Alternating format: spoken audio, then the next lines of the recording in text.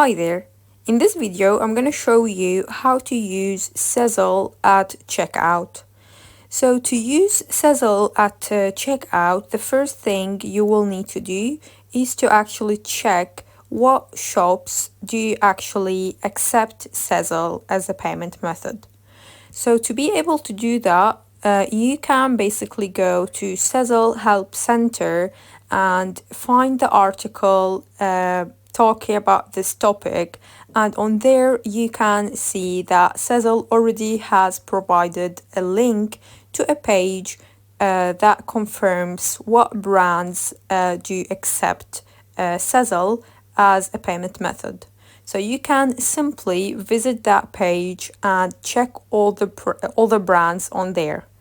You can also do it through their app, so you can go and download Sezzle app and go from there. So once you do confirm that the brand or the shop that you want to shop from does actually accept Sezzle as a payment method, the only thing you will need to do from there is to actually shop and follow the instructions on the screen. So go to the checkout and choose Sezzle as a payment method and go from there. Super easy and simple.